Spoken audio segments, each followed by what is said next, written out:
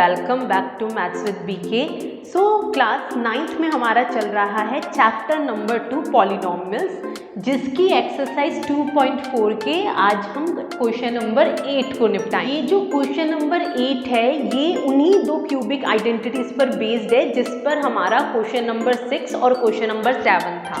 तो एक बार पहले हम इन दोनों आइडेंटिटीज को दोबारा से रिकॉल कर लेते हैं और फिर चलते हैं क्वेश्चन नंबर 8 की तरफ। तो हमने आइडेंटिटी ये समझी a प्लस बी दो टर्म्स के सम का whole cube is equals to a cube plus b cube plus 3a square b plus 3ab square.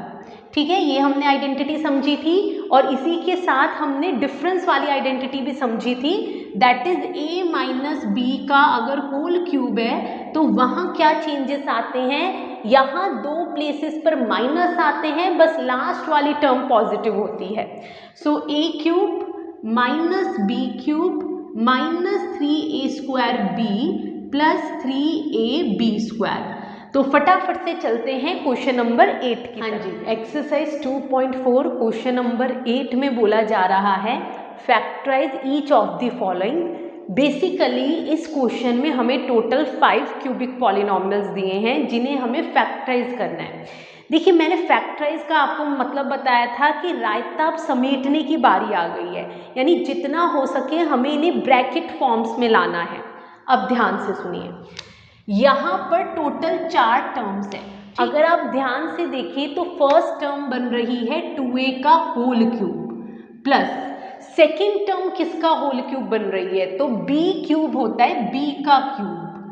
अब मेरी बात समझिए, जब टोटल 4 टर्म्स हैं और 2 टर्म्स परफेक्ट क्यूब बन रही हैं तो बहुत हाई चांसेस हैं कि यहाँ पर a प्लस बी का होल क्यूब आइडेंटिटी यूज हो रही है। a प्लस बी का ही होल क्यूब माइनस का क्यों नहीं, क्योंकि यहाँ पर तीनों प्लेसेस पर प्लस। हमारी आइडेंटिटी होती है a cube plus b cube plus 3a square b plus 3ab square equals to a plus B the whole cube.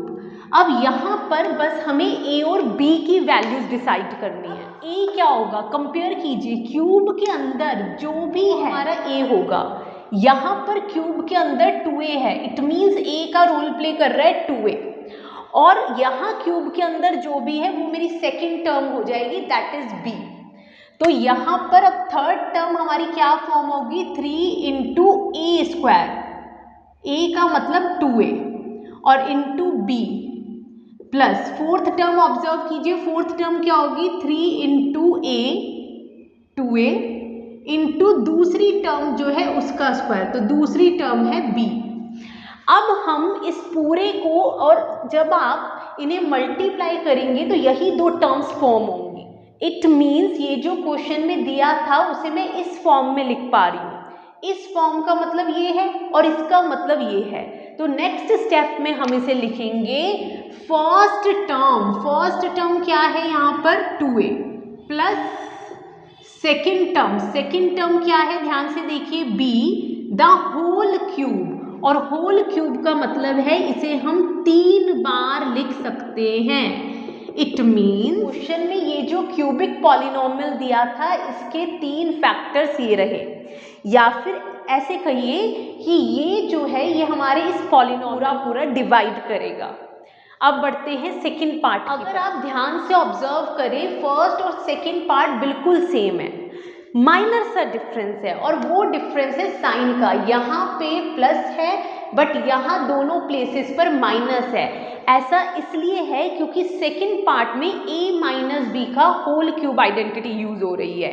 देखिए ध्यान से सुनिए, a cube minus B cube minus 3a square b plus 3ab square, और ये equal होता है a minus B का whole. बिल्कुल यही है, यहाँ पर a की टर्म को लिख सकते हैं 2a का होल क्यूब, सेकेंड टर्म बन रही है b का होल क्यूब, तो थर्ड टर्म बनेगी प्लस फोर्थ टर्म बनेगी 3 इंटू 2a इंटू b का स्क्वायर। इसी पूरी बात को हम इस फॉर्म में लिख सकते हैं 2a माइनस बी का होल क्यूब। क्यूब का मतलब है जो भी है उसे 3 बार लिख दीजिए। इट मीन्स सेकेंड पार्ट में जो गिवन पॉलिनॉमियल है उसके 3 फैक्टर्स ये रहे। अब चलते हैं थर्ड पार्ट। थर्ड पार्ट में जब आप ऑब्जर्व करेंगे फर्स्ट टर्म बन रही है 3 का क्यूब। देखिए 3 का क्यूब होता है 27। सेकेंड टर्म बन रही है 5a का होल क्यूब। जब 2 टर्म्स परफेक्ट क्यूब बन रही हैं और टोटल 4 टर्म्स है तो ये श्योर है यहाँ पर या तो a माइनस बी का होल क्यूब लग रहा होगा या फिर a प्लस बी का होल क्यूब, क्योंकि यहाँ पर 2 प्लेसेस पर माइनस बी का होल क्यूब बन रहा है। a माइनस बी का होल क्यूब। अब हमें बस a और b की वैल्यूज को डिसाइड करना है। पावर के अंदर जो भी है वो a है, तो यहाँ पर a 3 है और b ध्यान से देखिए b क्या है, यहाँ पावर के अंदर 5a है, इट मीन्स b है 5a। तो अब ये जो थर्ड टर्म है इसे हम इस तरह से लिख सकते हैं 3 इंटू 3 का स्क्वायर इंटू 5a प्लस, और जो फोर्थ टर्म है उसे हम लिख सकते हैं 3 इंटू a इंटू जो सेकेंड टर्म है दैट इज 5a उसका स्क्वायर। और हमें पता है ये पूरा किसके इक्वल है, a माइनस बी का होल क्यूब। इट मीन्स इस बात को हम लिख सकते हैं 3 माइनस 5a का होल क्यूब। क्यूब का मतलब है जो भी ये लिखा हुआ है इसे आप 3 बार लिख दीजिए। थर्ड पार्ट में जो हमें पॉलिनॉमियल दिया गया उसके तीनों फैक्टर्स ये रहे। अब चलते हैं लास्ट 2 पार्ट्स पर। तो लास्ट 2 पार्ट्स को करने से पहले अगर आपने अभी तक इस चैनल को सब्सक्राइब नहीं किया है then please do subscribe the channel, क्योंकि इसी चैनल के थ्रू मैं आपकी 9th और 10th की कंप्लीट मैथमेटिक्स को कवर कर रही हूँ। और अपने फ्रेंड्स के साथ भी शेयर कीजिएगा, ठीक है। तो चलिए रिज्यूम करते हैं पार्ट नंबर 4 से। अब ध्यान से ऑब्जर्व कीजिए, क्या फर्स्ट टर्म किसी का होल क्यूब बन रहा है? 64। किसकी पावर 3 लेने पर 64 आता है? 4 की पावर 3 होता है 64। तो फर्स्ट टर्म को हम लिख सकते हैं 4a का होल क्यूब माइनस, अभी हमने समझा 27, 3 का क्यूब 3 इंटू 3 इंटू 3 बराबर 27। तो सेकेंड टर्म को हम लिख सकते हैं 3b का होल क्यूब। जैसे ही पहली 2 टर्म्स परफेक्ट क्यूब मिल जाएं और देयर आर टोटल 4 टर्म्स, तो इसका मतलब यहाँ आइडेंटिटी लग रही होगी a cube minus B cube minus 3a square b plus 3ab square which is equals to a minus b the whole cube। अब थर्ड टर्म हम किस फॉर्म में लिखेंगे? इस फॉर्म में, लेकिन इससे पहले हम a और b की वैल्यूज डिसाइड कर लेते हैं।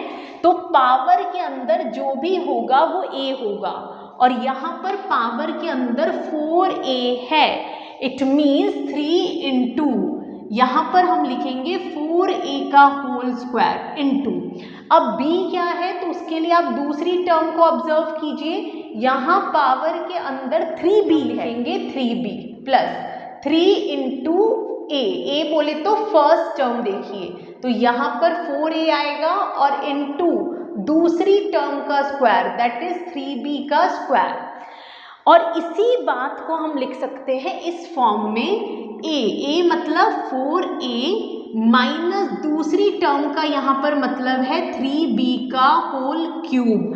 क्यूब का मतलब है 3 बार, तो 4a minus 3b 4a minus 3b 4a minus 3b, ये तीनों जो आपको ब्रैकेट्स नज़र आ रहे हैं यही हमारे गिवन पॉलिनॉमियल के फैक्टर्स हैं।